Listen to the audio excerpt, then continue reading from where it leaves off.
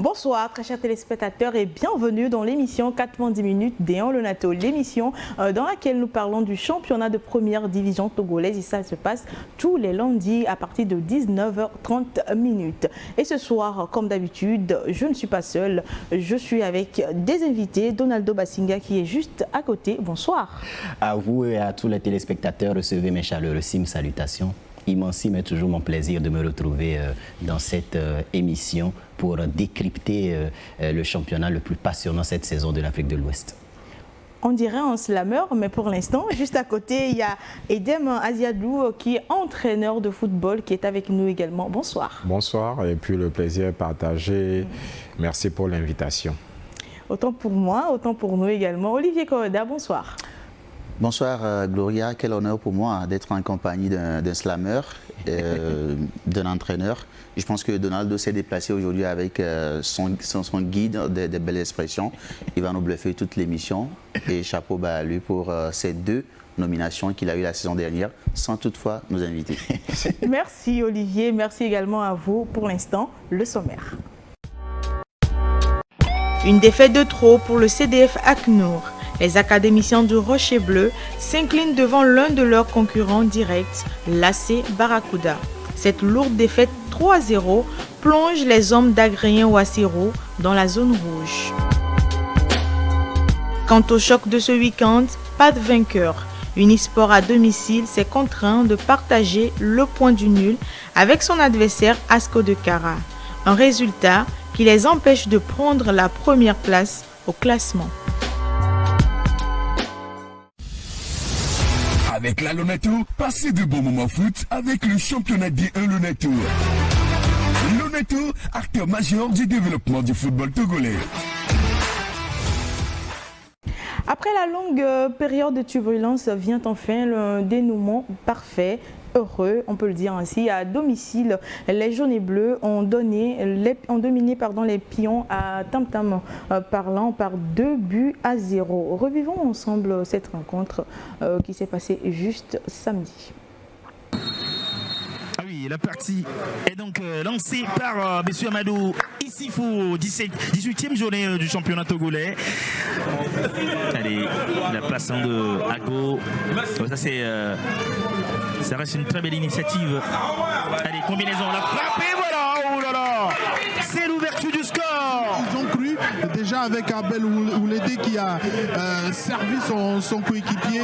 Il était pratiquement seul ici dans le dos. Il y a une certaine nonchalance au niveau de la présence des deux défenseurs. L'intervention également de Vincent Kokou à gauche.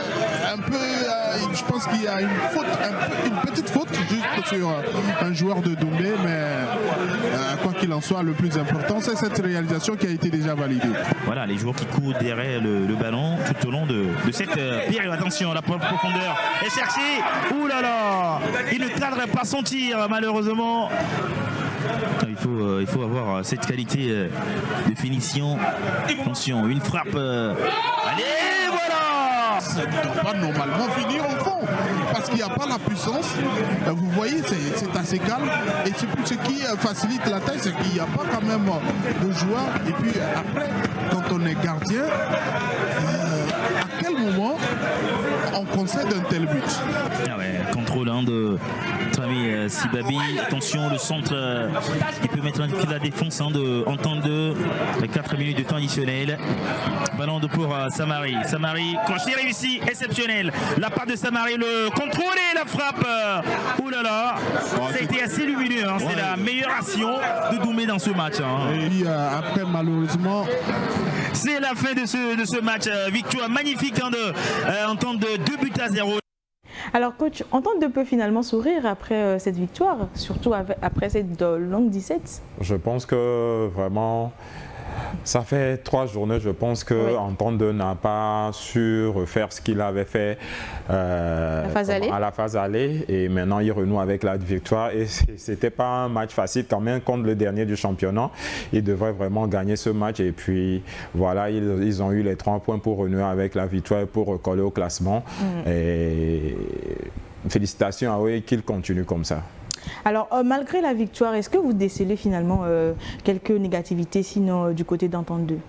Non, c'est un ouf de soulagement pour eux. Hein. C'est vrai qu'ils restaient sur 5 matchs consécutifs sans victoire. Hein. Sur les 5 derniers matchs, il y a eu 4 défaites et un match nul.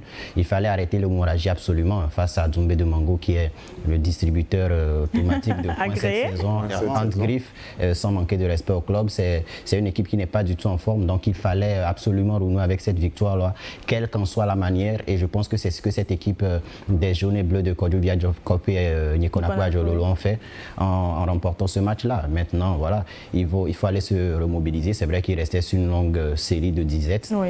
Et voilà, ce match, j'espère, sera un déclic pour eux pour voilà, repartir sur de bonnes bases. Un déclic, je ne crois pas, parce que là, après, si vous ne gagnez pas face à Doumbé dans ce championnat, vous gagnez contre qui finalement? Donc, ce n'est pas une victoire qu'ils doivent célébrer. Non, mais finalement. Après, l'analyse circonstancielle peut nous faire comprendre que oui, en temps de renouer avec la victoire, ils ont gagné, c'est vrai. Ils auraient même mais est-ce qu'ils sont en forme? C'est la question que je me pose, parce que ce match-là, je pense que ça peut être un bluff face à Doumbé. Face à Doumbé, c'est l'équipe qui aujourd'hui distribue les points aux autres, et Doumbé n'est pas encore sur la bonne, je veux dire, séquence. Mentalement, physiquement, sur tous les plans, c'est pas encore ça du côté de Doumbé. Donc vous gagnez face à Doumbé, c'est vrai, mais après il faut aussi voir qu'il y a eu un cadeau, la boulette du gardien qui les a aidés, et ils ont eu des occasions ratées que je pense, c'est Oulendé à bout portant, il a crucifié le gardien certes, le deuxième but aussi vient sur cette petite boulette, mais il y a eu des occasions qu'ils ont ratées énormément. Donc je pense qu'on aurait pu peut-être avoir une 3 ou 4-0, mais une fois que je le dis, c'est un bluff.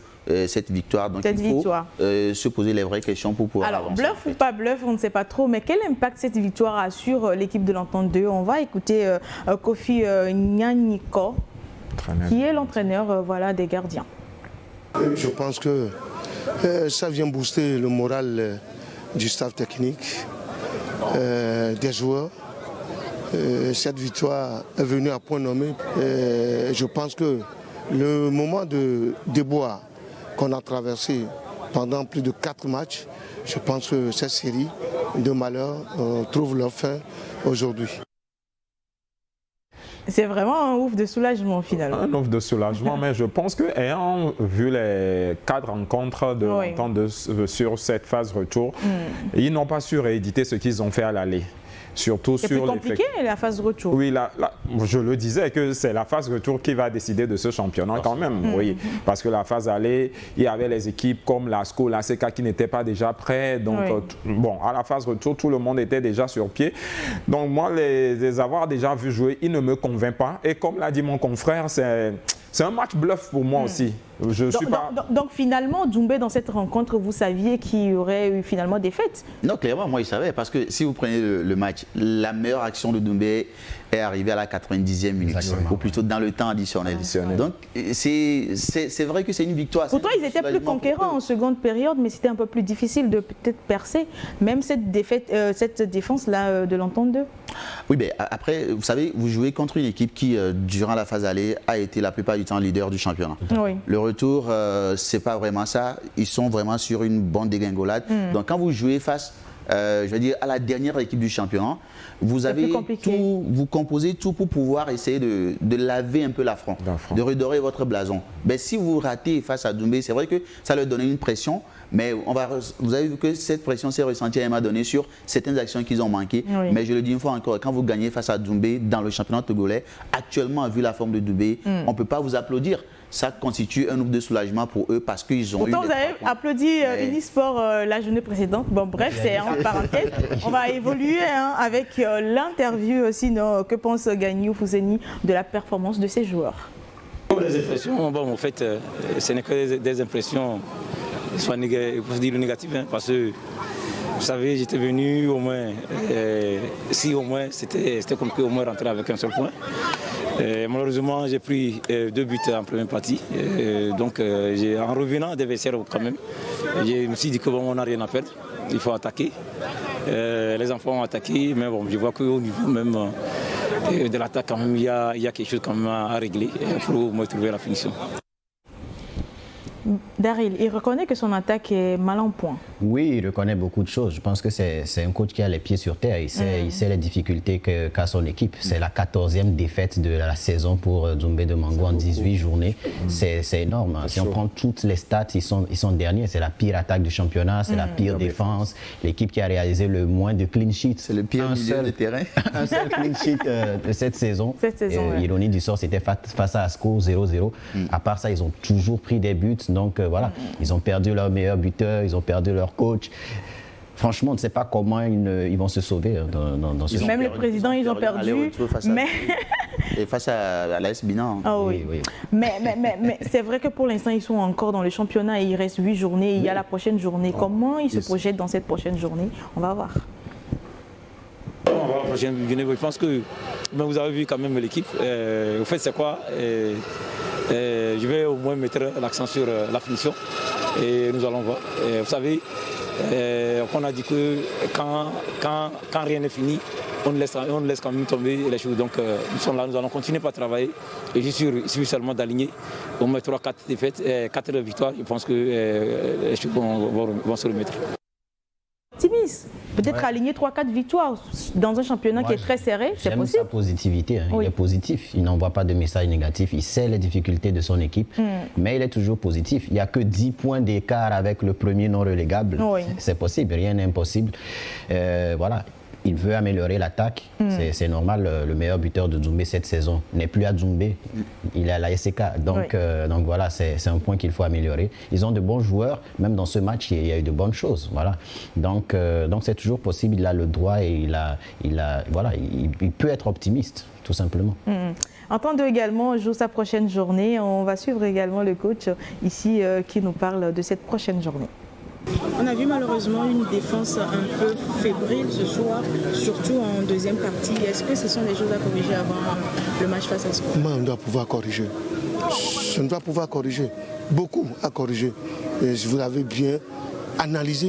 Ça prouve que le professionnalisme ne doute plus là-dessus. C'est une bonne analyse qui nous permet à nous, les coachs, de travailler en conséquence. Nous, on a besoin de ces critiques-là pour qu'on puisse travailler au mieux dans nos séances.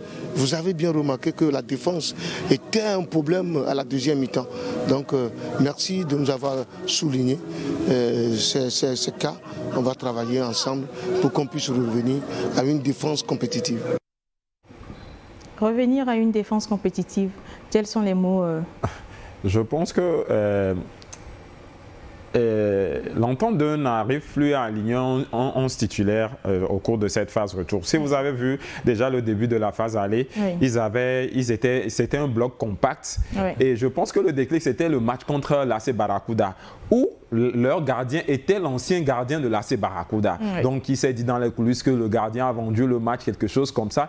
Et depuis là, ils ont commencé par changer la défense, par changer les joueurs. Mais il faudrait avoir toujours un 11 titulaire pour jouer ce championnat. Parce que c'est un championnat très difficile, avec les voyages et autres. Donc je pense qu'ils sont un peu instables pour le moment. Moi, je les ai déjà vu jouer. Je dis, ils ne me convainquent plus. Surtout leur défense, ils ne me convainquent plus. Et face aux équipes qui ont pris un peu de maturité? Et d'autorité, je pense que ça sera difficile pour eux. Moi, je les retrouve plus dans les 3 premiers quand même pour ce championnat. Alors, on va évoluer avec une autre rencontre à Cara. C'est l'AC Barracuda qui sort de l'ombre face au CDF ACNUR. Ils n'ont laissé aucune chance à ses adversaires, signant une nette victoire de 3-0. Film de la rencontre avec notre confrère Joachim Sokou. L'apprentissage continue toujours pour les académiciens du Rocher Bleu. Dans cette rencontre des mal classés, c'est l'AC Barracuda qui a su tirer son épingle de jeu. Les premières parties très animées de part et d'autres avec des occasions nettes de buts. La plus nette est venue de l'AC Barracuda. Le tir de l'attaquant est repoussé par le portier du CDF ACNUR. Le jeu s'emballe. Le tir de Slam Sama prend le poteau. L'AC Barracuda bénéficie d'un coup franc, mais la balle va directement dans les gants du goal Abdou Fatao. Les occasions se multiplient. Le tir de Kanfié, Louis Larré de l'AS Barracuda est dévié par le portier en corner. Sur cette action, le CDF Aknour avait la possibilité d'ouvrir le score, mais le goal Mazamesso Katakpaoli a enrayé le danger. À la 41e minute, sur cette action, Nouhoum Koulibaly est fauché en pleine surface de réparation. Mais l'arbitre Doké Komi Elom ne voit pas de pénalty. Après donc cette action de pénalty non sifflée, l'AS Barracuda engage. Kanfien Louis, l'arrêt envoie directement sur Epifanio Toundé qui bat le portier du CDF Akounour pour l'ouverture du score. 1-0, score à la pause. Le CDF Akounour revient avec beaucoup d'engagement, mais sans compter sur les multiples changements opérés par Wadjal Antam. Karango Silve, entré en jeu à la deuxième partie, a inscrit 2 buts.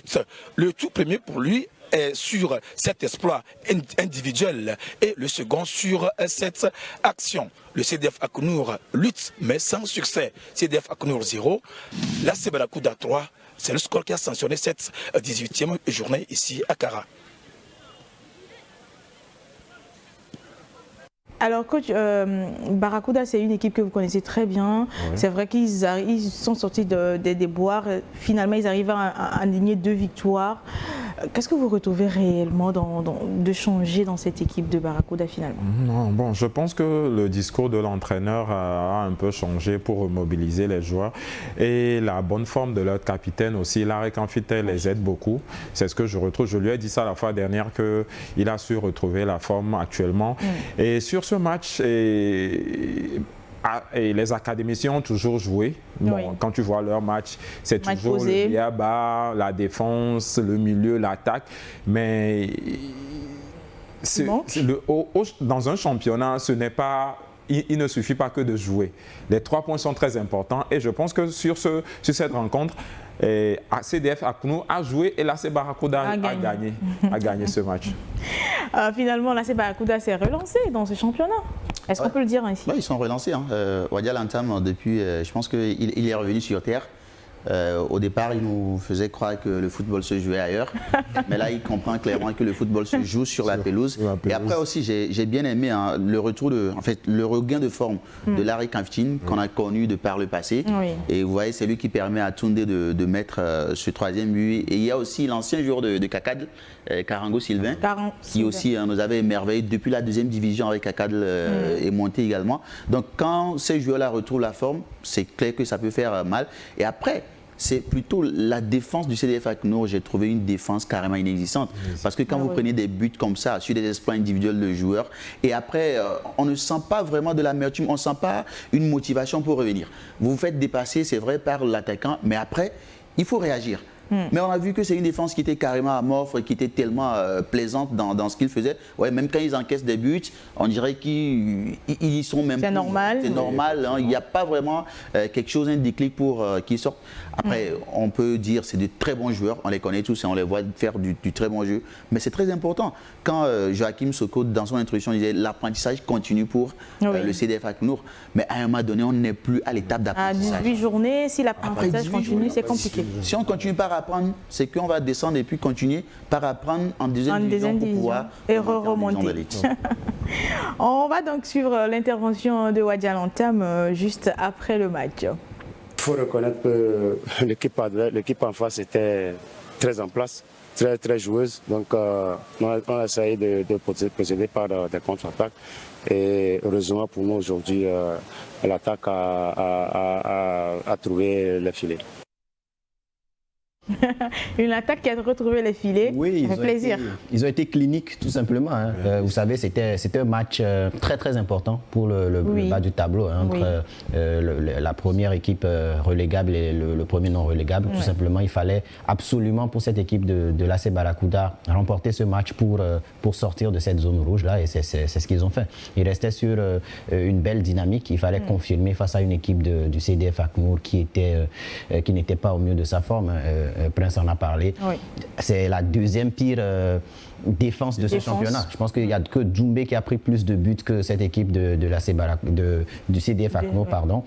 On les connaissait côté défensif, ils prenaient beaucoup de buts, mais côté attaque, Normalement, ils marquent beaucoup. Ils en marquaient aussi. Mais cette saison, ils n'ont marqué que 16 buts en 18 jours. Il y avait cette perte défensive, ce duo défensif de CDF Akno qui, moi, me plaisait tellement. Il y a l'autre qui a voyagé, Abou qui a voyagé. Et c'est ce qui, je pense que ça... Voilà. Donc, cette saison... Il continue à prendre des buts, mais offensivement, ça ne marque pas. On ne voit plus Clidier Claude marquer, on ne voit plus Jules Aziamele, c'est par à coup. Donc voilà, malheureusement, cette équipe du CDF Akno, avec cette défaite-là, retombe dans la zone rouge. Exactement, on en parlera de cette zone rouge-là, sinon ça sera plus compliqué après de ressortir de cette zone qui est très compacte finalement. Très compacte, parce qu'il n'y a pas assez de points d'écart entre eux. Donc, ça sera très compliqué pour eux. Il faudrait vraiment qu'ils se remobilisent. Après, moi j'ai beaucoup mal pour le CDF Akno parce que en deuxième division, ils ont proposé un très bon football. C'est vrai qu'ils ont été décimés un peu par le départ de certains joueurs. Certains joueurs de cadre. Voilà. Et après, quand vous venez en première division, vous venez avec une philosophie de jeu qui était vraiment très intéressante. Depuis le début, on les voit être de très bons joueurs. Mais après... Il faut savoir être efficace. Il faut savoir, quand tous les entraîneurs arrivent à lire votre jeu, à contrecarrer, à comprendre, il faut avoir un peu plus de fulgurance, créer autre chose pour pouvoir venir à bout. Je pense qu'ils le feront, en tout cas. Mais en attendant, il y a l'AS Barracuda qui va jouer son prochain match. Face à qui? Face à l'AS Bina. Et quand Wadja... Pardon avant de vous écouter, on va suivre Wadja Lantam. Voilà, 19e journée, vous jouez l'AS Bina, votre ancien club. Ouais, je vous attends à l'OMI et on va voir ce que ça va donner. À l'amiable, hein? À l'amiable, ou bon, c'est à eux de voir. Ils sont déjà sauvés, donc il faut sauver son frère. D'accord. Bonne chance. Merci. Vous trouvez que l'AS Bina sauvera son frère? Non, je ne pense pas. Ouais. Moi, je ne pense pas. Parce qu'on est dans une classe où... il faut sauver son frère. Non, je ne pense pas. Si Wadja était à la place de l'autre, il ne va pas accepter de sauver. Mais je pense que pour que le AC Barracuda se maintienne, il faudrait engranger les points, surtout à domicile. Les exploits à l'extérieur, bon, ça, il n'y a pas de problème. Mais il faudrait... Ça sera une valeur ajoutée. Oui, une valeur ajoutée pour pouvoir sauver cette saison. Parce que je pense qu'avec l'effectif, avec surtout, bon, je salue ce président quand même, Monsieur Néné, parmi tous les présidents du Togo, moi j'ai fait avec lui, c'est vraiment un homme de cœur. Oui. Il n'y a qu'un seul président au Togo. On revient au football, s'il vous plaît. Désolé. Donc, président de club, Monsieur Néné, qui fait en sorte que ce club ne manque de rien, mais les résultats ne suivent pas.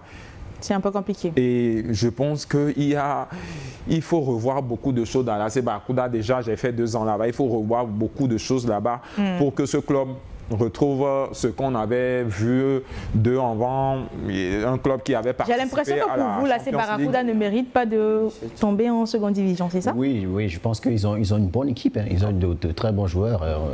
On en parlait tout à l'heure de Larry Canfit qui est sur notre planète. Quand on voit les buts qu'il a marqués dernièrement, on a Yéré Justin, on a Sylvain Karango, Isaac Mongolo, on l'oublie. Ils ont une très bonne équipe. Voilà.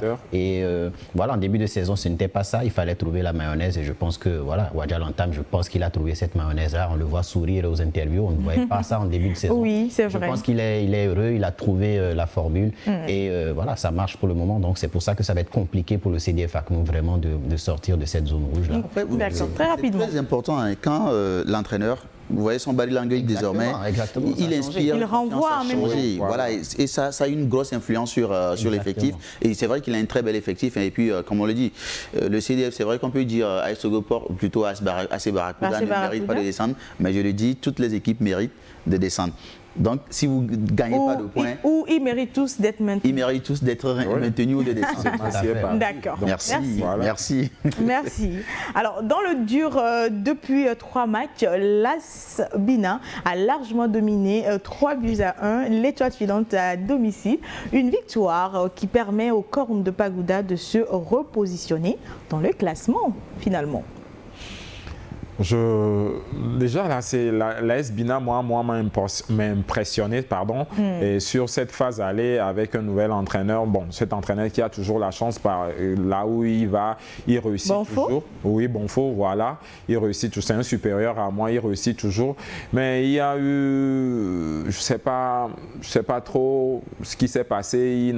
Ils n'ont pas su retrouver. Depuis 2-3 saisons, les phases retour de l'AS Bina sont compliquées. Oui, effectivement, les phases retour de l'AS Bina, la phase retour même pour plein d'équipes, c'est souvent compliqué parce qu'il y a les équipes qui refont les recrutements pour pouvoir relancer, étoffer l'équipe et autres là. Donc, je pense que c'est une belle victoire pour le moral surtout et pour les joueurs et félicitations à l'entraîneur et au staff. Victoire méritée? Oui, méritée. Je pense que voilà, la dynamique était inverse. Je pense que c'était l'étoile filante qui restait sur une belle série depuis le début de cette phase retour là, et l'AS Bina qui coinçait un peu. Mais voilà, Bonso, Arimi Yao et ses poulains ont réussi à tirer leur épingle du jeu et à remporter ce match très important dans la lutte pour le maintien. Parce que oui, l'AS Bina n'est pas encore maintenu. Je pense que c'est une belle victoire à la grande joie de Prince qui a enlevé ses barbes. Je pense que c'est grâce à cette victoire-là, cette belle victoire de l'AS Bina. Je pense qu'il y avait un contrat entre... voilà, je pense qu'il va nous dire. On n'a même pas envie de savoir s'il y a un contrat ou pas, mais pour l'instant, on va écouter Bonfo qui nous explique comment ils ont fait pour avoir engrangé cette belle victoire. Je crois que de notre part, il y a longtemps qu'on cherchait cette victoire qui nous a fui depuis plusieurs matchs. Et on s'est dit aujourd'hui où ça passe, où ça casse. Et là, on a eu une très bonne entame de jeu, ponctuée d'un but matinal, qui nous a, dans un premier temps, libérés. Ça nous a permis vraiment de développer notre football et mis en doute Étoile filante. Mais il faut le reconnaître, Étoile a une équipe très très organisée. Donc, dans un premier temps, quand on les a découverts, on s'est dit qu'on va faire un truc médian. Et là, on les prenait à partir de la ligne d'animation. Et à un moment donné même, on tombait très bas. Et parce que aussi, dans le effectif de Étoile, ils ont beaucoup d'individualité, et notamment Savant qui est en confiance. Sur 3 matchs, il a marqué, il a fait des passes décisives. Alors là, je l'ai affecté. Un adversaire vraiment qui a su jouer son rôle du début jusqu'à la fin. Et nous avons, en deuxième partie, on est revenu avec d'autres intentions, dans un premier temps également, de pouvoir conserver le but et procéder par des contre-attaques. Là, on est revenu en 4-3-3. Et je crois sur 2 actions, on a pu marquer 2 buts. Après l'égalisation, bien sûr, de Étoile filante, il fallait remonter. On est remonté, surtout le dernier but, qui nous a totalement libérés. Je crois quand même que cette victoire, vraiment, est un ouf de soulagement quand vous savez qu'il y a plusieurs matchs que nous n'avons plus eu cette victoire. Olivier a eu une vraie maîtrise de son adversaire, finalement, quand on écoute. Oui, clairement, hein, parce que vous savez, la qualité, l'une des qualités premières d'un entraîneur, je parle sur le contrôle de game, c'est de savoir lire le jeu de l'adversaire, voilà, et de proposer quelque chose. Vous savez, il a fait un très bon travail, un plan anti-Savant de Souza qui a vraiment marché. Il y a Lucien Aguidi qui a passé tout son temps dans le match à être à la culotte de Savant. Et la preuve, ça a marché, hein, il n'a pas pu bien s'exprimer. Derrière, on voit un peu plus de détermination et d'envie de la part des joueurs. Et moi, j'ai discuté un peu avec le staff, ils ont été clairs. On avait vraiment cette envie-là de pouvoir remporter des points parce qu'il y a la victoire qui les fuyait depuis longtemps. Et vous savez, nous tous, on l'a remarqué, les phases retour sont très compliquées, mais surtout pour l'AS Bina. L'année dernière, ils font 15 belles journées en entame et le retour, c'est la dégringolade. Mais cette année, je vous le disais ici, ça ne va pas être la même chose parce que Bonfo Arimi Yao, il a su apprendre des leçons du passé, ce que peut-être Wadia l'entame n'a pas pu apprendre ou les autres qui n'ont pas pu le faire. On a dû même faire venir un sapeur-pompier la saison dernière pour pouvoir maintenir ce club. In extremis. Donc, il a appris beaucoup et les joueurs aussi. Il y a la vie, elle est belle, il y a aussi le bel état d'esprit auprès de ces joueurs. Donc, ça ne peut que donner les résultats qu'on voit. Donaldo a envie de porter les crampons pour jouer à l'AS Bina, avec tout ce que vous êtes en train de dire. Je vous l'ai dit, l'AS Bina décide de gagner quand l'AS Bina veut. D'accord. On vous attend la journée prochaine. Sinon, pour l'instant, l'étoile filante, est-ce qu'il méritait cette grosse défaite-là, surtout avec l'enchaînement de ces belles victoires qu'ils avaient les journées précédentes? Dans ce championnat, aller jouer au nord, c'est toujours difficile. Savoir voyager. Oui, il y a déjà la fatigue du voyage, l'état du terrain, jouer sur le synthétique avec la chaleur, c'est pas facile. Et je pense que, comme l'a dit mon confrère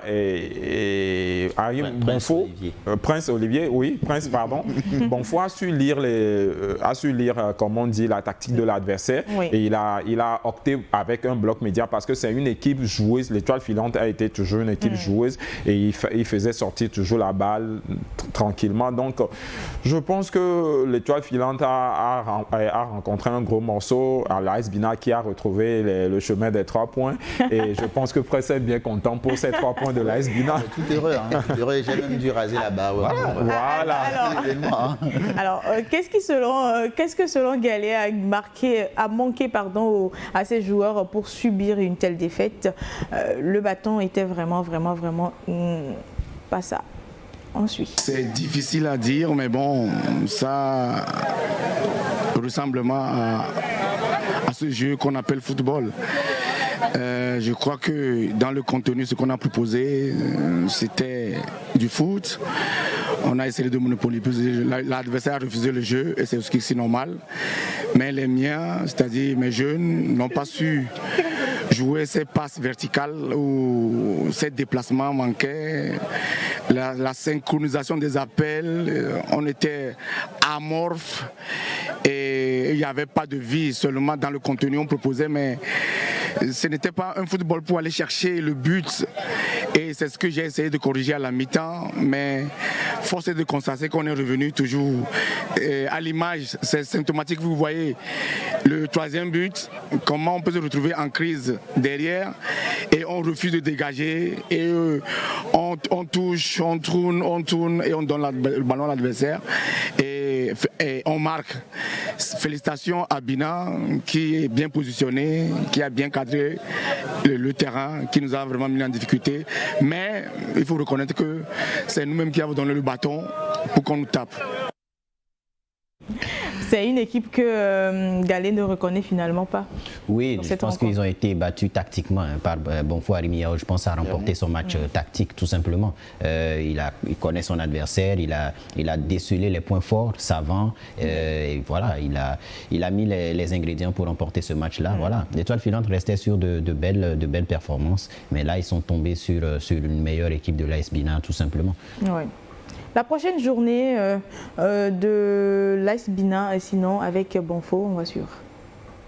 La prochaine journée, je crois que nous irons à Lomé jouer contre AS Barkuda, qui hier aussi a gagné, et de surcroît en déplacement.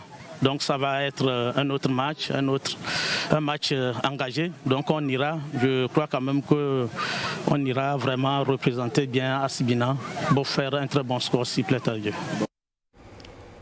C'est avoir une seconde victoire finalement face à... Oui, face à la Barracuda, oui. Clairement, parce que vous avez vu, en phase d'aller, il n'a pas su tenir. Et c'est là où Wadial Antam ressortait ses phrases. Avec une telle aisance. Oui, voilà. Maintenant, le retour, ils ne pourront pas faire mieux. On dit la plus belle femme ne peut donner que ce qu'elle a. Donc, même notre ex-entraîneur avait dit ça à Duarte, que le football togolais se joue ailleurs. Donc, ce n'est pas que Wadial Antam. Non, mais après, Wadial Antam, ils ont donné le meilleur face au CDF Aknour. Hein. Oui. Ils ont tout donné. Donc, il n'y a plus vraiment de ressources, plus de jus face à son ancienne équipe, l'AS Bina, qui a été remotivée, qui a été requinquée par cette très belle victoire. Donc, je pense qu'à Lomé, ici, ce sera une belle opération. Ils vont voyager très heureux pour venir remporter les 3 points. Je ne le fais pas d'habitude, mais un pronostic? Un pronostic? Oui. Victoire de l'AS Bina. Non, un pronostic. Et puis, vous savez, il y a longtemps qu'on a vu des très bons coups francs marqués en championnat togolais. Vous avez remarqué, face à l'AS Bina, la traite trop à la 18e minute. Mais vous avez vu le gardien? Oui, je l'ai vu, il est dans le gardien. Il est dans le gardien. Désolé, mais le gardien a donné ce but. Je pense que c'était même un ancien joueur mais c'est le gardien derrière qui a... Vous l'avez recruté. Le coup franc, il était très beau, il était assez précis. Il y avait beaucoup d'ingrédients qui ont été mis, l'efficacité, la puissance, et à tel point que le gardien ne pouvait pas garder ce ballon. En attendant cette prochaine journée de l'AS Bina qui promet, par la voix de Olivier Koyoda, d'avoir une belle victoire face à l'AC Barracuda. C'était le choc entre Unisport et les Cordonnades de la Cosa. Ils se sont neutralisés, 2 buts partout. Joachim Soko, ici, nous retrace le film de cette confrontation. Unisport de Sokoré est revenu de très loin dans cette rencontre. Les opposants avec le champion à titre Asko Dukara. Beaucoup d'engagement dès l'entame de cette rencontre. Adam Moussa, bien servi par Ouattara Moutalabou, rate de tout près l'ouverture du score. Un peu plus tard, sur ce coup franc de Tchadenou Farid, Adam Moussa, servi, envoie la balle directement au fond des filets. La réplique d'Unisport fut immédiate sur cette ratée de Napo Songhai. Fad Akpo profite et envoie un missile qui ne donne aucune chance au portier d'Asko Dukara. Le jeu s'emballe avec de bons jeux techniques et des occasions. Coup franc pour Asko Dukara. Tchakei Moucheri envoie la balle directement dans la lucarne. Un but contesté par Unisport, mais que Djobo Suleiman et ses assistants ont validé. 2 pour Asko Dukara, 1 pour Unisport, score à la pause. À quelques minutes après la reprise, le tir de Koko Aziadonou heurte la barre transversale. Un peu plus tard, l'enrôlement de Napo Songhai sur cette action passe légèrement à côté des buts d'Unisport. Beaucoup de changements de part et d'autre. L'arbitre de table indique 4 minutes de temps additionnel. À la dernière minute, contre toute attente, Unisport égalise par l'entremise de Marouf Afo. 2 buts partout donc. Voilà le score qui a sanctionné cette 18e journée entre Unisport de Sokoré et Asko Dukara. Alors, coach, j'aimerais une analyse succincte de cette rencontre. Aller jouer à Sokodé, waouh. Ça n'a jamais été facile. Ça n'a jamais été facile. Et puis les confrontations entre Asko et Unisport, c'est comme si... C'est électrique. C'est toujours électrique. Et vous avez vu le film du match, le coup franc qui est rentré et qui n'est pas rentré et autres. Donc je pense que sur ce match... Unisport a su tenir, comme on dit, tête à Asko Dukara qui n'est plus ce toc du championnat. Ça fait déjà 5 ans qu'il domine ce championnat, mais cette saison, Asko ne fait plus trop peur aux adversaires et voilà, le score est de 2 buts partout. Si Doumbé a fait en nul avec Asko. Mais Doumbé avec Asko, c'est toujours difficile. Oui, compliqué. Si vous voyez les résultats passés, ça a été toujours comme ça. Ça a été toujours des matchs difficiles pour Asko. Donc, non, mais un peu de respect pour Doumbé après. Alors, promesse tenue pour cette confrontation-là où on disait que c'était le choc de ce week-end. Oui, c'est vraiment le choc en voyant le classement des 2 équipes et aussi on sait Asko est en train de revenir petitement en haut du tableau. Donc chaque journée, ils ont obligation d'engranger des points. Et moi, mon kiff, ça a été pour Unisport. Qui, lors du match aller entre Asko et Unisport, j'y étais à Kara, ça n'a pas du tout été un beau match. Unisport n'a pas proposé grand-chose. On était, je pense, en début de saison et ça n'a pas vraiment donné quelque chose de mirobolant. Mais là, sur ce match retour, ils ont montré clairement qu'ils ont grandi, ils ont évolué, il y a une certaine maîtrise. Et puis, quand vous voyez le but égalisateur qui vient à la dernière minute, alors que Asko avait eu l'opportunité 3 à 4 fois de pouvoir entériner le score, de pouvoir mettre des buts. Napo Songhai qui en a raté. Ils ont été nombreux à trouver même la barre. Donc, quand vous n'arrivez pas à tuer le match, comme on le dit, après l'adversaire reprend confiance et c'est ce qu'on a dû. Ils ont joué jusqu'à la dernière minute pour pouvoir venir à trouver le point du nul. Donc mon chapeau bas, c'est pour cette équipe de Unisport plutôt que Asko Dukara. Le ressenti de Ouro Bodi après ce match nul. Oui, on revenait très loin, mais on n'a pas voulu discuter le match nul avec Asko. On voulait les 3 points.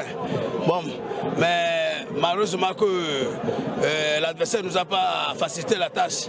Mais on a essayé de lui montrer que ici c'est Sokone. Et maintenant Sokone, même si notre grand frère n'est pas en première division, on est là à lui défendre, à jouer comme il est là.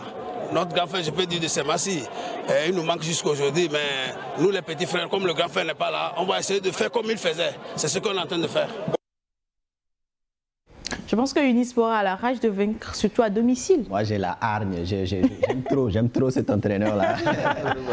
Robodi. En tout cas, oui, Unisport, c'était un très bon match, bien sûr, entre deux des trois meilleures attaques de ce championnat. Unisport, la meilleure attaque avec 29 buts marqués, Asco, 22 buts marqués. Voilà, on s'attendait à un match électrique avec des buts et c'est ce qu'on a vu. Avec cette équipe d'Unisport, j'ai l'impression qu'il est porté par quelque chose cette saison. Franchement, ils ont fait une belle rencontre. Ils ont été menés à 2 reprises, mais ils n'ont jamais abdiqué. Ils se sont battus jusqu'au coup de sifflet final. Et je pense que franchement, c'est une très bonne équipe, une équipe qu'il faudra suivre de près, en tout cas. Vous dites qu'ils sont amenés par quelque chose. Vous l'avez senti dans le discours de l'entraîneur. Ils ont représenté valablement le septentrion. Exactement. Parce que désormais, ils sont plus deux. Ils sont seuls. Oui, il n'y a que du sport aujourd'hui. Semassi n'est plus là. On a perdu aussi d'autres clubs qui sont passés par là. Donc je pense qu'il y a cet amour-là, ce chauvisme-là pour la préfecture, pour la région qui fait qu'à un moment donné, on joue, on se donne à fond et ça paie. Hein. C'est vrai qu'il y a des matchs où on n'a pas vu de supporters venir au terrain, mais l'e-sport finit quand même par tirer son épingle du jeu et puis engranger des victoires. Enfin, c'était Asco. Et Asco, malheureusement, est-ce qu'on pourra dire qu'on ne les a pas retrouvés ou est-ce qu'on pourra dire qu'ils doivent se mordre malheureusement les doigts au vu de beaucoup de brides qu'ils ont laissées dans cette rencontre? Moi, je me dis toujours que le départ de l'honorable Menya Singbe a un peu chamboulé cette équipe, a un peu chamboulé. C'est mon avis, hein, c'est mon avis. Parce que c'est voilà. Bon, je pense que cette équipe n'est plus trop. Parce que déjà, avant, quand tu allais jouer avec Asco, tu te disais que c'était déjà un match perdu. Au pire, avoir un nul. Au pire, le nul pour toi, c'est la victoire. C'est la victoire. Donc, je pense que beaucoup d'équipes ont compris que le football ne se joue plus sur le papier aujourd'hui et ça se joue sur le terrain vert. C'est ce que nous n'avons pas compris avant. Si nous voyons ce qui se passe à l'extérieur, je pense qu'aujourd'hui, beaucoup d'équipes ont compris que il faut avoir, quand on travaille bien, on peut avoir les résultats et je pense que c'est ce que toutes les équipes du championnat cette année sont en train de faire et voilà. Et je pense que Asco, comme l'a dit, je pense qu'Asco est en train de revenir petit à petit et il faudrait faire attention. Aussi par les autres équipes qui n'ont pas vraiment envie aussi de prendre l'écart malheureusement dans ce championnat. Peut-être, non, je ne sais pas trop, mais pour l'instant, Lambert Amani doit nous faire et nous fait ici l'analyse de son match. Vous avez laissé passer 3 points. Oui, on peut le dire, hein, vu la physionomie du match et surtout dans les derniers instants. Voilà quelques erreurs d'inattention. Quand on vient faire une faute bête à 50 mètres de notre but où il fallait simplement cadrer le joueur. Après, sur le coup du pied arrêté, on concède trop de buts parce qu'il y a un manque de marquage et de manque d'appréciation. Voilà, je pense qu'on avait les 3 points ce soir, mais on va s'en contenter d'un. Manque de marquage, mauvaise lecture, ça paye cash, hein? Oui, ça paye clairement. Nous sommes dans un football où c'est vrai, tout va vite. Il n'y a pas de temps quand les décisions doivent être prises à la seconde. Donc je pense que le manque d'efficacité aussi en attaque a payé. Ça n'a pas été parce que Moutalabo qui perd des ballons alors qu'il aurait pu marquer, Tchakeino, Moureni également, Napo. Donc tout ça, quand vous n'arrivez pas à concrétiser, quand vous êtes dans un temps fort et que vous n'arrivez pas à être récompensé de vos efforts pour mettre des buts, c'est clair que l'adversaire, quand il arrive à bien gérer ce temps fort-là, et il revient un peu, donc ça peut piquer. Ils ont laissé passer 3 points alors qu'ils avaient l'opportunité, parce que vers la fin aussi, il a manqué de concentration. Alors qu'on le dit souvent. Ils sont sortis malheureusement du match avant la fin de la rencontre. Avant la fin, alors qu'on l'a toujours dit, ils sont les béabas, il faut attendre le coup de sifflet final. Mais c'est une maladie que beaucoup de clubs traînent depuis toujours. On sort un peu du match vers la fin et l'adversaire, quand il arrive à surfer sur ça, il peut que gagner. D'accord. Les autres résultats de cette 18e journée en déplacement à Welu, Tambo de Datia crée la sensation en s'imposant 2-0 grâce à des réalisations d'Abdul Malik et de Bastou Djibril. Le match opposant l'AS OTR à Gomido a pris fin sur un score de 0 but partout. Un triste match nul qui montre une certaine inefficacité des attaquants malheureusement. Et Aneho Gbolesou qui offrait son hospitalité cet après-midi à Espoir de Zio a été contraint de partager le point du nul 0 but partout. Tambo ASK, est-ce que vous attendiez déjà à cette belle victoire de Tambo, surtout à Welu? Absolument pas. C'est une grosse surprise de cette 18e journée. Deuxième match du nouvel entraîneur, deuxième victoire. Oui. Tambo qui a surpris cette équipe de l'ASK. On ne s'attendait pas du tout à cette victoire-là de l'AS Tambo, mais félicitations aux flèches pimentées qui ont piqué. C'est vraiment pimenté les conducteurs. On a l'impression. Surtout à Welu. Oui, surtout à Welu. Oui, surtout à Welu. Les conducteurs. Et justement, tous ces résultats nous donnent un classement. À la première place, on retrouve l'AS OTR avec 30 points. 30 points également pour Espoir de Zio. Unisport, 39 points. ASCO, ASK également sont à la 4e et à la 5e place. On retrouve à la 10e place Gomido FC avec 22 points plus 4. 13e CDF Aknour. Et malheureusement, la dernière place, une place qui ne change pas de journée en journée. C'est Doumbé qui a seulement 8 points. Et ça devient complexe finalement. Ça devient complexe pour Doumbé, mais je pense que Doumbé a déjà pris le chemin du non-retour. Mais on a encore 8 journées.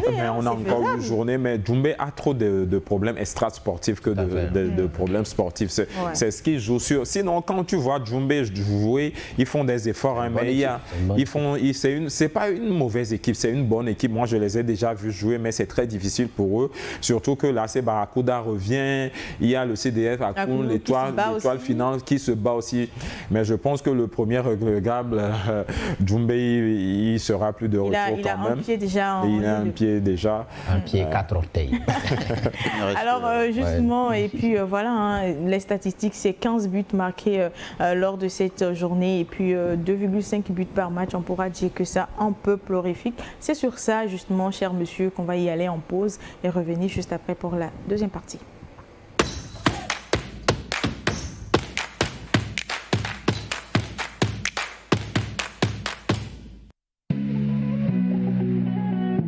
Un match de 90 minutes, un match d'évasion et de passion. Cette rencontre, à chacune des journées, des résumés, analyses, découvertes avec nos meilleurs consultants et acteurs du foot. Au début de la saison, je le suivais et il avait dit dans une interview que toutes les équipes sont battables. Aucun aspect ni secteur n'est épargné. 90 minutes de 1 Lonato, la vitrine par excellence du championnat de foot togolais tous les lundis à partir de 19h30 sur New World Sports 5 et New World Mix. Au rendez-vous des athlètes fair-play s'invitent déception, passion, émotions diverses.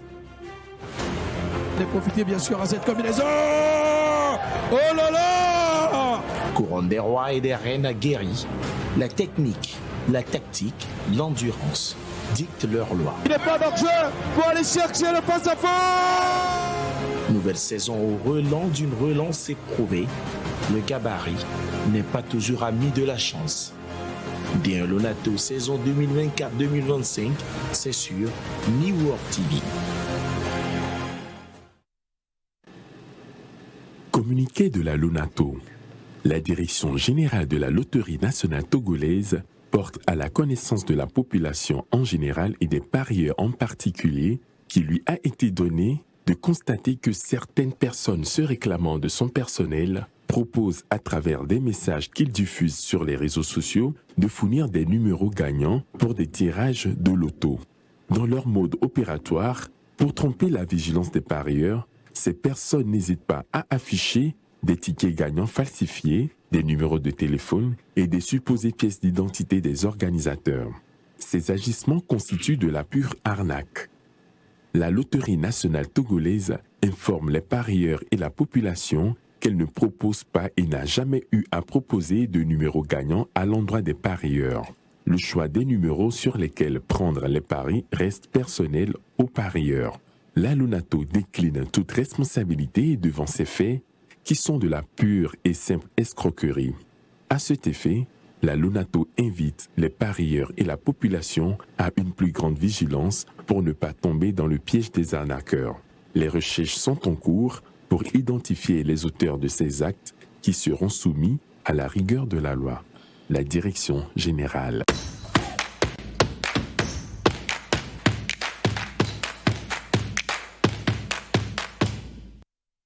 On est de retour pour la deuxième partie de cette émission et c'est parti pour 21h. Mais avant, deuxième partie, fait de la journée, c'est maintenant.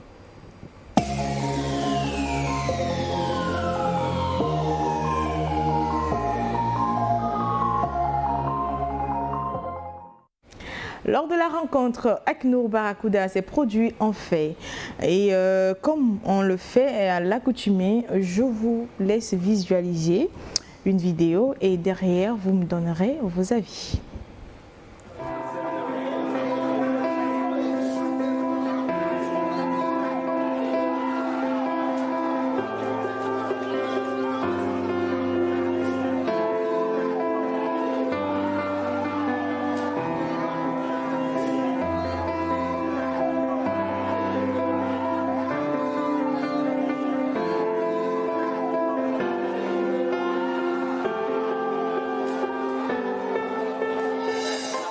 Coach, je vais commencer par vous. Voilà. Vous avez soupiré. Oui. Alors. Bon, j'ai suivi tout ce match de la première minute jusqu'à la 90e minute. Et sur ce fait... Le temps additionnel. Sur cette action, moi je vais tirer la sonnette d'alarme. Je vais tirer la sonnette carrément par rapport à nos arbitres. Oui. Parce que je me dis, surtout cette saison, ce n'est pas trop ça. Mais regardez la position de l'arbitre, carrément. On peut pas dire, j'étais... Pour l'instant, vous ne m'avez pas encore dit, à la place de l'arbitre, que feriez-vous? Eh bien, regardez, c'est très simple, c'est un pénalty. C'est un pénalty. À la 39e minute, un pénalty pour le CDS qui aurait pu peut-être changer la donne du match. Mais il ne siffle pas. Et il y a eu aussi un deuxième fait de jeu à la seconde période aussi, vers la fin du match, où déjà l'AC Barracuda menait par 3-0. Mais je pense que, comme je le dis, je vais tirer la... Pardon? C'est déplorable pour vous. C'est déplorable, surtout le niveau de nos arbitres, parce que je me dis, en tant qu'entraîneur, nous avons des idoles, en tant que joueur, on a des idoles, on suit pour apprendre, mais je me demande si nos arbitres aussi suivent ce que les arbitres internationaux font. Parce que nous avons déjà des arbitres internationaux qui sont sur le continent et à l'extérieur. Mais il y a, sur certains faits de jeu, je ne comprends pas certaines décisions de nos arbitres. Et ce qui fait mal, c'est que tu ne dois même pas parler à l'arbitre. Heureusement, aujourd'hui, la FIFA a sorti une règle qui va prendre, comme on dit, bientôt, et fait bientôt, qui sera sur certaines actions, l'arbitre sera obligé de justifier, d'expliquer le pourquoi il a sifflé. Donc, je pense que nos arbitres togolais doivent faire l'effort et je pense que la fédération doit vraiment jouer son rôle par rapport à ça. Parce que ça a amené, comme on dit, la violence sur les terrains. Comment vous vous exprimez? J'en suis sûr que vous en avez ras-le-bol, mais en attendant, réaction Donaldo. Moi, je suis moins convaincu. Pour moi, c'est litigieux, c'est vrai. On a l'impression que le défenseur touche, mais moi, j'ai regardé cette action plus de 10 fois. Pour moi, je ne suis pas sûr à 100%. Je ne peux pas me prononcer. Franchement, c'est compliqué. C'est vrai que sur le feu de l'action, on a l'impression que le défenseur touche l'attaquant. Mais je suis défenseur également, mais je ne vois pas l'impact. Au moment de l'impact, j'ai l'impression que le joueur se laisse un peu tomber. Est-ce qu'il le touche réellement? Je ne sais pas. Mais voilà, je suis moins convaincu Donc, à la place de l'arbitre, peut-être vous feriez pareil. Ne pas siffler en pénalty. Je n'aurais pas sifflé pénalty. Je parle en tant que défenseur. D'accord. Olivier. Ben, je pense que je vais devoir lui prêter mes verres médicaux. Oui, clairement, parce que vous savez, quand j'entends le coach Edem parler, vous savez, avec un certain désarroi par rapport à ce qui se passe sur le terrain, et comme on le dit clairement, cette action-là aurait pu changer la physionomie du match à un moment donné. Peut-être. Quand vous voyez un peu le défenseur Thomas, qui va naïvement aller crocheter l'attaquant dans cette surface de réparation, je pense qu'en aucun moment, vous sentez qu'il cherche à toucher le ballon. On regarde même le numéro 27. Le numéro 27 l'a laissé passer parce qu'on est déjà dans la surface de réparation. Et ça, ou même quand tu touches l'adversaire de un doigt, il peut tomber facilement. Donc je pense que Donald n'a pas bien vu cette action. Justement, c'est pourquoi je disais que je vais lui passer mes verres. Parce que vous voyez, le dorsal 27, vous voyez sa réaction, il fait très bien de pouvoir lever les mains. Je suis innocent, je ne le touche pas. Mais après, Thomas, le 3, il vient dans une attitude, il n'est pas venu faire un tacle, il n'est pas venu pour défendre, il aurait pu même venir mettre son corps en opposition pour déstabiliser un peu. On aurait peut-être dit, là, il y a carrément. Mais il vient carrément mettre le pied. L'intelligence du joueur, finalement. Et oui, c'est clair que même si le joueur amplifie sa chute, l'action qui amène cette chute-là, c'est le crochet, puis le petit pied qu'il met sur le défenseur et sur l'attaquant. Quand il est dans cette lancée, je vous le dis, même quand vous avez un joueur qui est lancé comme ça, il suffit même de toucher son bras, il chute. Et après, il ne faut pas oublier qu'on n'a pas la VAR pour revérifier les actions. Donc on se limite qu'à la jugeote de l'arbitre. Et ce genre de situation... Une jugeote où ils prennent à l'instant T aussi. Ils prennent des décisions à l'instant T. Et je pense que l'arbitre, sur cette action, a commis une erreur de ne pas siffler le pénalty pour moi. Oui, peut-être, mais vous savez, quand les joueurs ont tendance à amplifier un peu les gestes, je pense que les arbitres ont un peu de mal quand même à siffler faute. C'est vrai qu'encore une fois, c'est litigieux et que ça aurait pu changer le cours du match, mais il y avait 0-0. Il y avait 0-0 et je ne pense pas que le CDF ACNUR doit s'appesantir sur cette action pour dire que voilà, c'est à cause de ça. Le 0-0 avec un but à 0, ce n'est pas la même chose. La Barracuda doit chercher à égaliser avant de pouvoir peut-être créer le large. Alors, j'ai eu vos avis. L'avis de Wassiou Agrien aussi nous intéresse. On va l'écouter. Décidément, aujourd'hui, vous avez coulé. Coulé, je dis non. Vous avez vu le jeu sur le terrain. Moi, je peux dire franchement, l'arbitre et l'homme a démoralisé toute mon équipe parce que c'est un arbitre qui n'a pas le niveau de la D1. Parce que vu une action, l'action de penalty, un joueur qui est en possession de la balle et qui rentre dans la surface, on le cogne, il dit que le joueur va cogner l'adversaire, c'est impossible. Qui est en conduite de balle avec le ballon et qui se fait faucher et il dit non, il donne des arguments. Moi, je pense que c'est ça qui nous a causé le but. Vous avez vu, ça rapidement, ça a amené un but.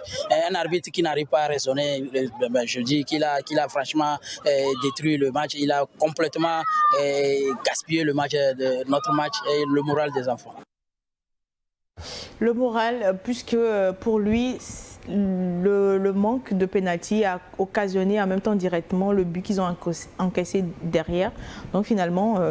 Comme on l'a dit, sur cette action, le pénalty aurait pu changer le cours du match parce que quand vous voyez le cours de l'action, Barracuda je pense a marqué sur cette action. Oui. Donc c'est là où ça fait encore plus mal. C'est là où je pense que sur l'intervention du coach, il a parfaitement raison parce que je ne pense pas que l'arbitre se défend en disant que le joueur qui conduit la balle est parti cogner l'adversaire. Mais comment Bozo Thomas lui-même sait qu'il a fait une erreur là-bas. Et c'est ce que je décris. Moi, sincèrement, ça s'est passé avec nous la saison passée contre Asco et notre arbitre international. Moi, je vais le dire directement à Vicencia. On était en train de gagner par 1-0 et Vicencia s'est autorisé à changer le cours du match. Et c'est déplorant. Et moi, ce que je ne comprends pas, nos arbitres ne nous permettent pas de parler. Et quand tu parles, tu as un carton rouge, on t'exclut directement.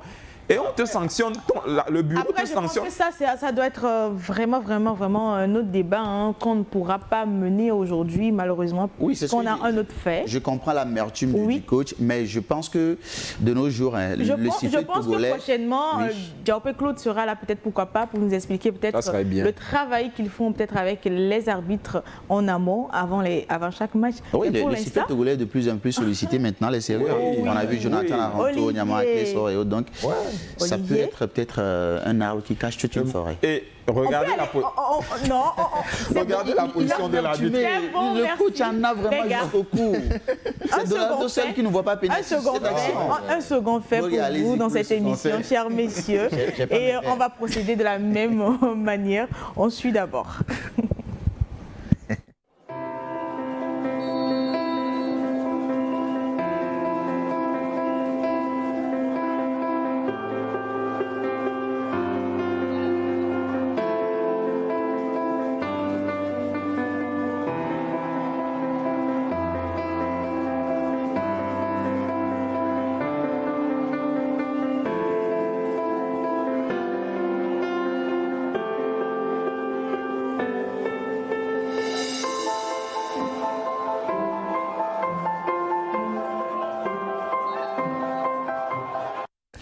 C'était lors du match Unisport Asco et justement, quand vous avez regardé, est-ce qu'il y a but ou pas but? Clairement, il y a but. Quand il n'y a pas but, le ballon tape et ressort comme ça, mais le ballon a tapé la barre et est rentré, et je pense que là-bas, sur les interventions de l'arbitre a accordé le but, mais Unisport n'a pas, les supporters et puis le staff n'a... Ils étaient un peu indignés. Ils étaient un peu indignés. Bon, c'est à Socodé, hein, vous savez, hein, donc...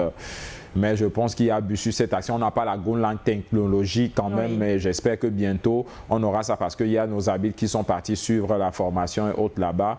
Et sur cette action, si on dit qu'il n'y a pas but, bon. C'est créé scandale? C'est créé scandale quand même pour moi. Donaldo. Mais je pense que Donald va encore contredire. Non, est-ce que Prince peut me passer ses vers s'il vous plaît? Ça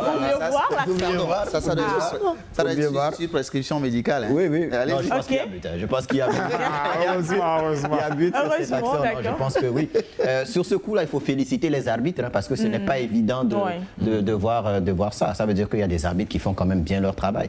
Et je pense que sur cette action, quand on voit bien le ralenti, je pense qu'il y a clairement but. Je rejoins Prince Olivier sur ce coup-là. Prince. Même si je n'ai pas encore donné mon avis, il me rejoint parce qu'il sait que il connaît déjà votre avis. C'est quand même une très bonne analyse parce qu'il vient de recevoir double prix, hein, le prix de l'innovation, le prix de meilleure presse en ligne. Donc il a de quoi comprendre que ce genre de but.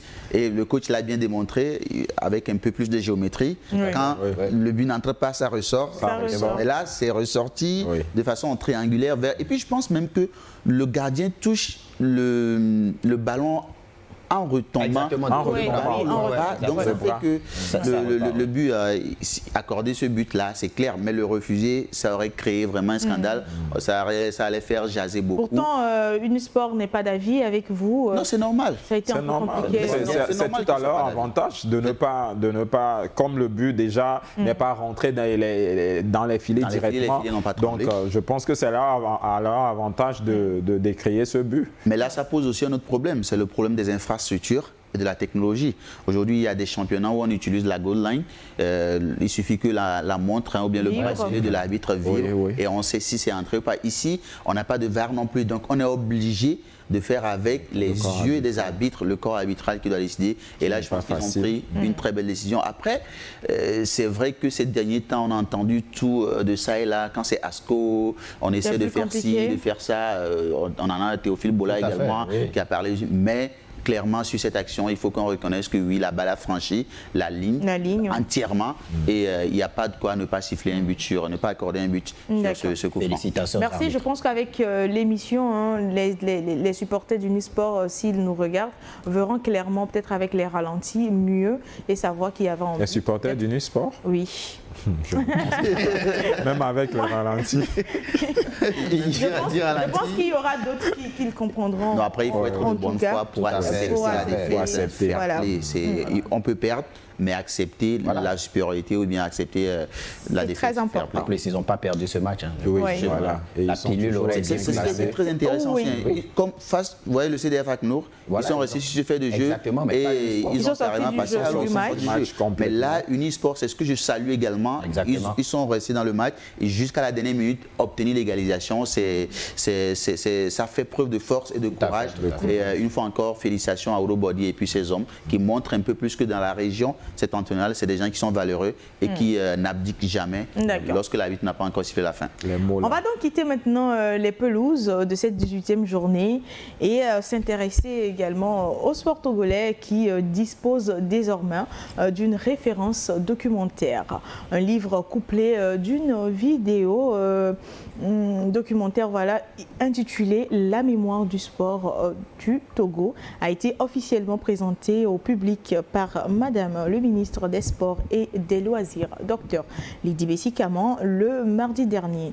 À cet effet, des figures emblématiques ont été honorées en hommage aux champions d'hier, en reconnaissance des services rendus par la réalisation de la mémoire des sports du Togo. Des attestations d'honneur ont été données, comme on est en train de voir à l'écran, avec Togbi Akoussa, l'ancien joueur, et ancien DTN également, Dima Oyaolé, qu'on a retrouvé aussi.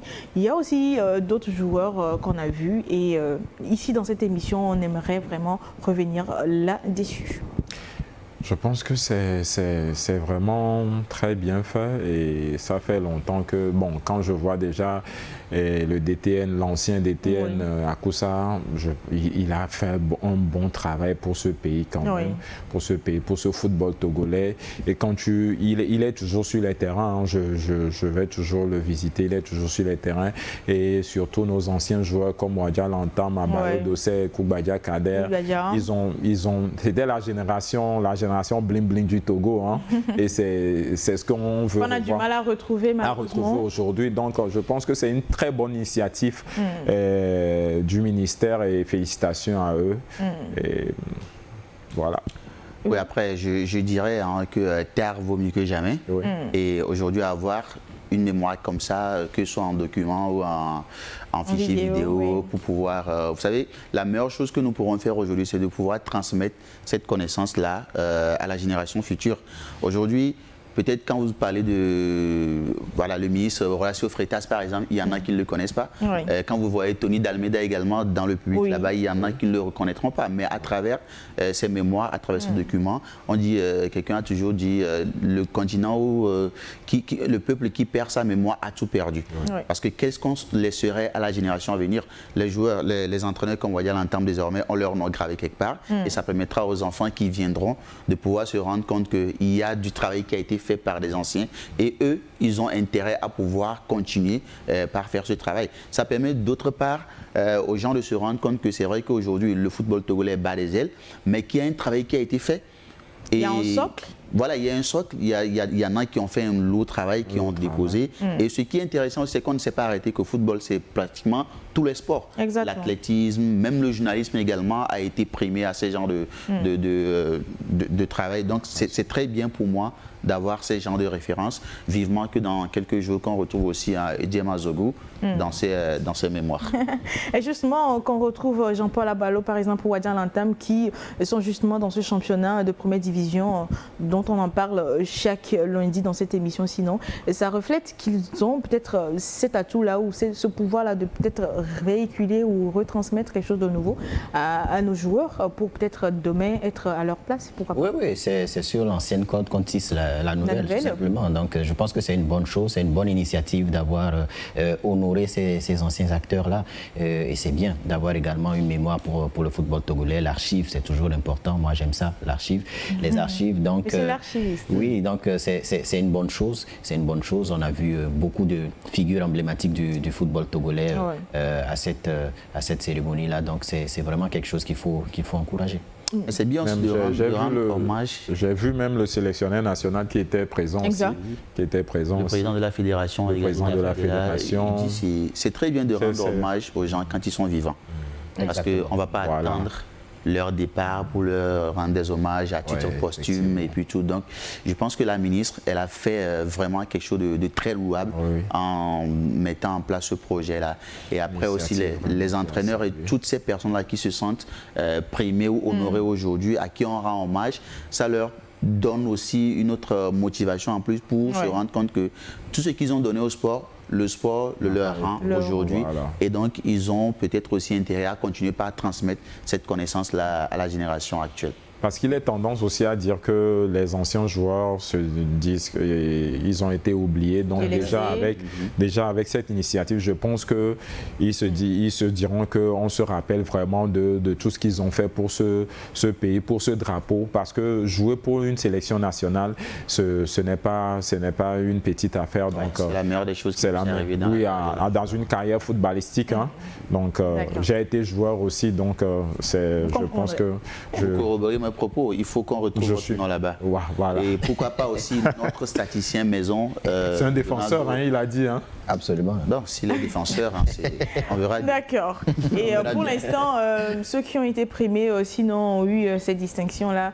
Il y a également Abalo Dossé, à qui nous allons faire une petite interview juste après, qu'on écoute. C'est un bon geste envers nous les anciens, mais moi je pense qu'il y en a encore d'autres anciens qui sont plus anciens que nous qu'il faut aussi honorer. Mais je crois que c'est déjà vraiment une bonne initiative et qu'il faut que... C'est salutaire, il faut continuer dans ce sens. Salutaire. Oui, salutaire. Voilà, il est reconnaissant de cette initiative-là. Voilà, il a parlé d'autres anciens également. Il ne faudra pas oublier certaines personnes également. C'est toujours le piège en faisant ce genre de choses. Mais voilà, c'est déjà une bonne première, voilà, d'avoir honoré ces personnes-là. Et voilà, on espère que cette cérémonie-là va être pérenne dans le temps, tout simplement. Non, mais clairement, quand on veut décorer, par exemple, des personnalités, par exemple, le 26 avril, le chef de l'État a décoré combien 400 personnalités, alors qu'on est 8 millions d'habitants. Peut-être nous, on aurait pu retrouver notre nom là-bas. Hein. Malheureusement, ce qui n'a pas été le cas. Oui. Je pense que c'est un début. Exact. Il y a d'autres anciens qui sont là, qu'il faut pérenniser et de temps en temps faire de ça une activité, hein, et à chaque fois essayer de se rappeler. Je peux sortir un peu du cadre sur cette initiative. On l'avait fait dans notre club, la Barracuda, la saison passée. À chaque match, on donnait toujours un trophée aux meilleurs joueurs pour les encourager. Oui. Donc, comme le dit, et je pense que c'est une très bonne initiative et les autres aussi se diront que ça permettra peut-être aux autres de mieux faire. Voilà. Et je pense que l'initiative, est-ce que je vais dire qu'ils ont, vous vous rappelez dernièrement, le tournoi A4 organisé à New York ici, ça a permis également de donner des trophées, hein, des distinctions à des joueurs, parce qu'on a fait 4 équipes de New York qui sont rencontrées sur une très belle pelouse. Ça a été un très bon moment. À la fin, on a primé des meilleurs buteurs, meilleurs joueurs. Et Gloria y était. Je ne sais pas si elle J'étais la meilleure joueuse. J'étais l'absent. J'étais juste l'absent. Voilà. Donc c'est déjà tout bien. Ça permet également de la cohésion. Vous avez vu dans tout ce parterre de personnalités qu'on a retrouvées, des anciens joueurs, peut-être des gens qui ne sont plus revus il y a des années, des décennies. Mais tous ensemble autour de... C'est clair que le sport, il reste plus fédérateur que jamais. Exact. Merci. Alors, on va revenir encore dans ce championnat pour parler de la 19e journée et avec des affiches qui seront, ma foi, assez palpitantes. Doumbé, Gbolessou, Étoile filante Unisport. On va retrouver Gomido, Aknour, FC Espoir, AICK. J'ai l'habitude de poser une et même question dans cette émission, surtout quand on parle du programme de la prochaine journée. Quel match vous fera plus plaisir, sinon? FC Espoir, AICK. Je suis de la localité de Tchévier, donc pour moi, FC Espoir, AICK, ça serait un match électrique. Parce que déjà, aller jouer sur ce terrain, c'est pas donné. Ce sont des supporters vraiment particuliers. Ouais. Moi-même, je suis de là, mais... Tout comme à Anéro. Oui, ce sont les deux localités. Voilà, Anéro et puis Tchévier. Vraiment, c'est pas facile. Oui, je suis de Tchévier. Vous nous expliqueriez après, c'est quoi? C'est l'ADN? C'est quoi exactement qui fait que... C'est le stade Vélodrome de...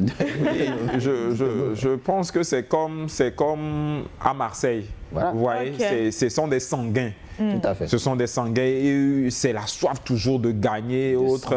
Oui, voilà. Il n'y a pas de défaite. Il n'y a pas de défaite. Et quand il y a... Vous pouvez comment on dit, engranger 3 victoires, une seule défaite, c'est fini. Il y a déjà une crise. Et je pense que Théophile Bola en sait quelque chose. C'est aussi quand nous parlons de Tchévier, nous parlons d'une localité à quelques kilomètres à la sortie de Lomé. Et l'identité, on parle du haricot dans cette zone-là. Le haricot, Tchévier, c'est le haricot qui a poussé un truc. Vous voyez comment le haricot, il est dur à cuire.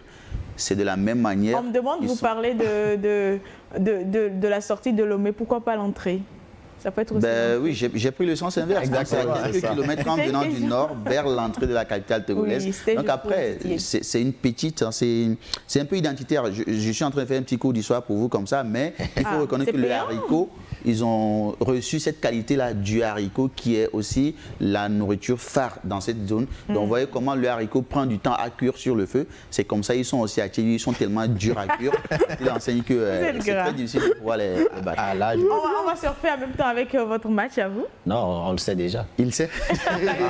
Wadial entame qui retrouve son ancien club pour une défaite qu'il va subir en Lomé ici. Oui. Non, mais votre pronostic, j'arrive pas à comprendre. Non, mais après, il serait aussi très intéressant, très tenté d'aller suivre ce match ASCO Entente 2. Parce qu'on a vu ASCO après ce match nul. Donc forcément, il y a quelque chose qui doit être enclenché du côté d'ASCO s'ils veulent continuer par monter pour retrouver la place de leader qu'ils ont eu, je pense, une journée. Et après, c'est la dégringolade. D'accord. Oui, mais il faut voir un seul match. Il faut voir le match Étoile filante Unisport. Étoile filante Unisport. Ça va être un match super entre deux équipes qui sont fortes. Et la meilleure attaque Unisport de Kouloumdé contre une belle équipe de l'Étoile filante. Je pense que ça va être un match très intéressant également. Oui, mais Étoile filante qui a perdu face à l'AS Bina, donc ils voudront gagner à domicile face à une. Ça sera pas facile pour Unisport. Tambo OTR, ça ne vous dit rien cette confrontation? Si. Surtout que Tambo en ligne 2 victoires avec. Oui, le nouvel entraîneur est en train de faire un bon travail de redynamisation de son effectif, parce que bon, ils ont un bon effectif quand même, mais c'était le discours, je pense, qui a un peu dérangé là-bas, mais je pense que l'entraîneur Silva Lajoin, qui a pris les rênes de l'équipe, est en train de faire un bon travail. Mais l'AS qui se bat sur les jeunes, je ne pense pas que ça sera un match facile pour, comme on dit, et l'AS Tambo. On verra quand même le sort à la fin des 90 minutes. Après, vous savez, quand il y a un changement de paradigme à un moment donné, ça crée une certaine émulation. Exactement. Et donc, vous voyez, un nouvel entraîneur, il est venu, c'est carrément... avec les mêmes joueurs. Avec les mêmes joueurs. Mais c'est toute une autre dynamique qu'il a enclenchée. Il a fait 2 matchs de victoire. Maintenant, il faudra continuer sur difficile, hein? Ouais, c'est contre le souhait contre la CK. Exactement. Le déplacement de but à 0, ça veut dire que ça n'a pas été easy, mais à Dacha, la SOTR va aller. On espère quand même qu'ils vont pouvoir tenir face à cette équipe qui était la championne des matchs nuls. Exactement. C'est une équipe joueuse, c'est une équipe qui joue très bien, mais qui n'arrivait pas à gagner. Là, le nouvel entraîneur, il est arrivé avec ces victoires-là. Attention à cette équipe de Tambo. Gomido Barracuda? Gomido Akno, pardon. Gomido Akno, oui. Gomido, ces dernières journées, a manqué un peu. Je pense qu'ils ont un peu laissé un problème de finition. Et surtout à domicile, ils ne sont pas bons. Alors qu'on connaissait les Showboys à domicile, ils étaient aussi très bons. Très difficile. En face, on a le CDF Akno qui reste pour moi une symphonie inachevée. À chaque journée, il joue très bien, mais balbutie les occasions et se fait battre finalement. Donc, je pense que ça va aussi être un match très intéressant. Mais je miserai plus pour une victoire de Gomido. Une symphonie inachevée. Oui, clairement. Ils ont une obligation de bien voyager pour pouvoir recoller. Le CDF Akouno, ils ont une obligation de bien voyager. Sinon, si Barracuda bat la SBINA, ça sera compliqué. Pourquoi cet exemple, cher monsieur? Ce n'est pas une possibilité.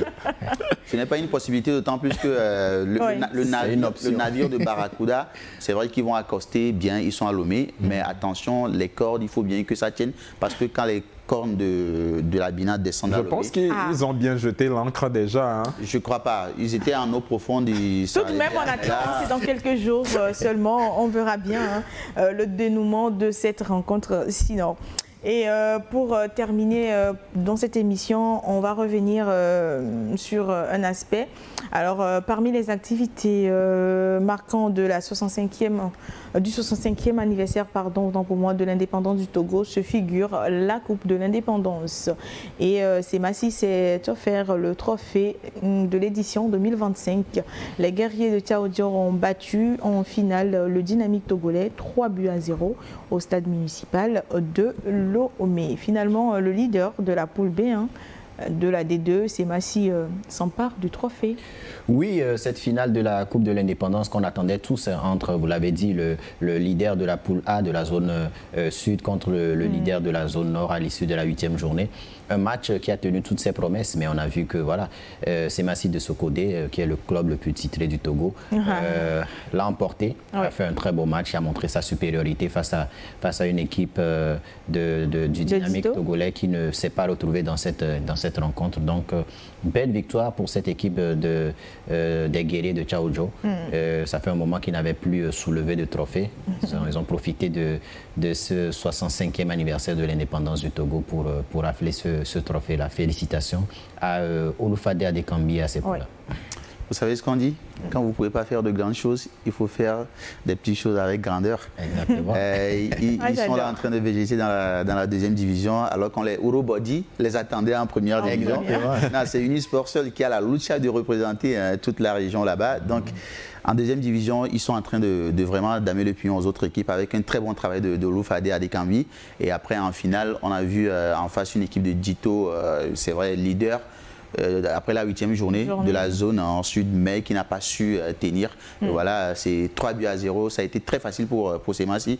Après, ce que je dénote également, c'est le côté festif qu'il y a eu. Vous voyez par exemple le colonel Atekwe, qui est là, le leader de Dito, mais qui donne les médailles de champion à Semassi tout souriant. C'est pour montrer qu'après, c'est le football qui a régné, c'est le football qui a gagné, c'était la fête, l'indépendance du Togo célébrée avec le sport. Donc à la fin, c'est vrai que ça reste un trophée pour Semassi, mais quel a été le parcours pour pouvoir venir à cette victoire-là? On ne va pas revenir là-dessus, pour l'instant. C'est pourquoi il dit un match à défaut de... Il faut viser la lune à défaut, on peut attraper les étoiles, donc ils ont eu les étoiles. Félicitations à Oloufade Adekambi et puis les Sémons, les rouges de Sokodé. Oui, je pense qu'avoir accepté un challenge comme ça pour Oloufade qui revenait de sa formation en Europe, c'était pas facile. Et c'est son ancien club quand même, et voir son ancien club traîner en deuxième division comme ça. Et Semassi, pour moi, est le plus grand club du Togo. Et c'était déjà c'était une confrontation déséquilibrée pour moi. Les civils face au corps habillé. Je me disais déjà que c'était une victoire déjà acquise pour Semassi de Sokodé, ce qui a été fait. 3-0. Donc, félicitations à Oloufade et bonne continuation pour la phase retour de ce championnat. Et je pense que Semassi doit revenir en première division. Vous m'enlevez les mots de la bouche, Edem. J'allais poser cette question. Est-ce que vous voyez Semassi revenir l'année prochaine à la première division? S'ils vont revenir, ils doivent le mériter. Et pour l'instant, ils sont en train de montrer qu'ils ont vraiment de l'envie. Et aussi, ce qui est intéressant aussi, c'est le technicien sur le banc de Semassi. Il apporte un changement, un renouveau au niveau de Semassi. On a vu Semassi la saison dernière qui a eu beaucoup de problèmes extrasportifs également, ce qui a déteint sur leur saison. Et désormais, je pense que ces problèmes-là, petit à petit, sont en train d'être mis dans le tiroir. Donc, on donne place maintenant au football et aux sportifs. Et là, petit à petit, je pense qu'ils peuvent revenir, mais ils doivent pouvoir le mériter. Parce que la deuxième division, on l'espère. C'est toujours un championnat très difficile. Exactement. Étoile filante peut le dire ici. Bien sûr. Descendre, c'est très facile, mais remonter, oui, c'est ce qui est difficile. Donc, comme tu le dis, vraiment, c'est un technicien que moi, il a été déjà mon entraîneur. Il insuffle une rage de vaincre à ses joueurs et je pense qu'il a su remobiliser ses joueurs et puis il a fait certains recrutements de certains soldats qu'il a toujours. Et félicitations à lui et vivement que Semassi revienne en première division togolaise. Oui, on espère que cette équipe reviendra, surtout que cette équipe a été bâtie pour jouer en première division. C'est une équipe qui a des joueurs de qualité, mais attention, la deuxième division est compliquée, ça va se jouer en deux phases. Il y a une première phase où il faut se qualifier pour les playoffs, après il y a une seconde phase, c'est compliqué. Donc on peut être bon lors de la première phase, mais craquer complètement au cours de la deuxième phase. Donc rien n'est joué, c'est vrai qu'ils ont l'effectif ils ont une bonne équipe, actuellement ça marche bien, mais ce championnat va très vite et c'est très compliqué. Et le Dynamique togolais par contre? Comme je l'ai dit, le Dynamique togolais également est en train de montrer, parce que dans la zone sud, ils sont leaders. Donc, eux aussi montrent qu'ils ont envie. Quand on parle de clubs emblématiques du Togo, on ne peut pas citer 3 clubs sans citer le Dynamique togolais, ni Semassi. Ouais, donc ce sont des clubs qui, avec la force des choses, sont retrouvés en deuxième division, mais quitte à eux de se rendre compte vraiment que leur place n'est pas dans cette division, mais c'est plutôt en division d'élite, vu l'histoire qu'ils ont eu à écrire dans ce championnat togolais et de pouvoir se donner les moyens pour pouvoir revenir. Donc du côté de Dito, je pense qu'il y a aussi un changement qui est en train d'être opéré.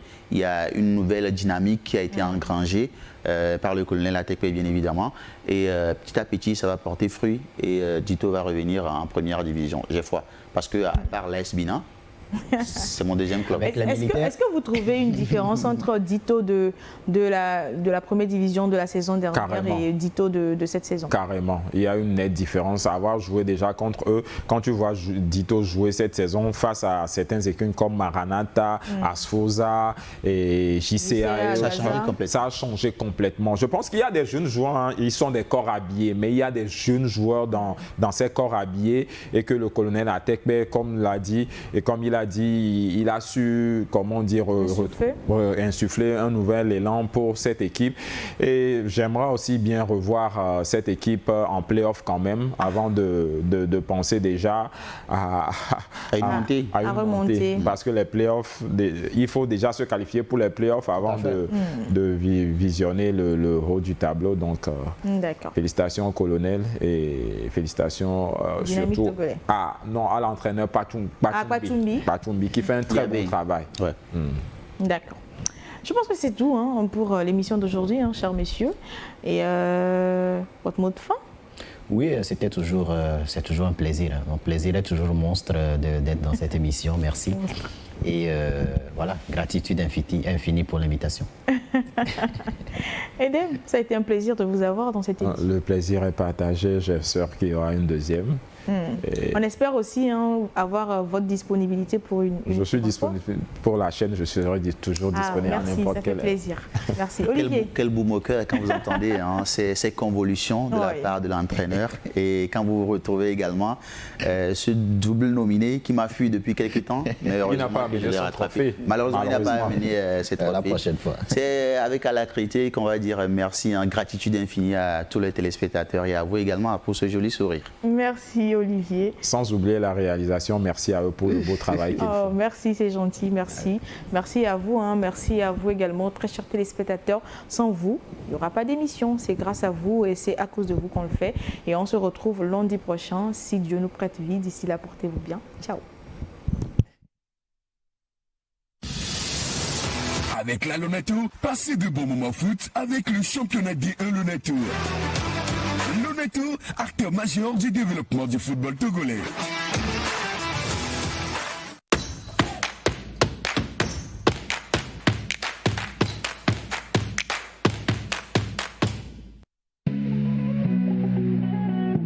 Un match de 90 minutes, un match d'évasion et de passion. Cette rencontre, à chacune des journées, des résumés, analyses, découvertes avec nos meilleurs consultants et acteurs du foot. Au début de la saison, je le suivais et il avait dit dans une interview que toutes les équipes sont battables. Aucun aspect ni secteur n'est épargné. 90 minutes D1 Lonato, la vitrine par excellence du championnat de foot togolais tous les lundis à partir de 19h30 sur New World Sports 5 et New World Mix. Au rendez-vous des athlètes fair play s'invitent déception, passion, émotions diverses. De profiter bien sûr à cette combinaison. Oh là là! Couronne des rois et des reines aguerris, la technique, la tactique, l'endurance dictent leurs lois. Il n'est pas d'enjeu pour aller chercher le face-à-face. Nouvelle saison au relent d'une relance éprouvée. Le gabarit n'est pas toujours ami de la chance. D1 Lonato saison 2024-2025, c'est sur New World TV. Communiqué de la Lonato. La Direction générale de la Loterie nationale togolaise porte à la connaissance de la population en général et des parieurs en particulier qu'il lui a été donné de constater que certaines personnes se réclamant de son personnel proposent à travers des messages qu'ils diffusent sur les réseaux sociaux de fournir des numéros gagnants pour des tirages de loto. Dans leur mode opératoire, pour tromper la vigilance des parieurs, ces personnes n'hésitent pas à afficher des tickets gagnants falsifiés, des numéros de téléphone et des supposées pièces d'identité des organisateurs. Ces agissements constituent de la pure arnaque. La Loterie nationale togolaise informe les parieurs et la population qu'elle ne propose pas et n'a jamais eu à proposer de numéros gagnants à l'endroit des parieurs. Le choix des numéros sur lesquels prendre les paris reste personnel aux parieurs. La Lonato décline toute responsabilité devant ces faits qui sont de la pure et simple escroquerie. À cet effet, la Lonato invite les parieurs et la population à une plus grande vigilance pour ne pas tomber dans le piège des arnaqueurs. Les recherches sont en cours pour identifier les auteurs de ces actes qui seront soumis à la rigueur de la loi. La Direction générale.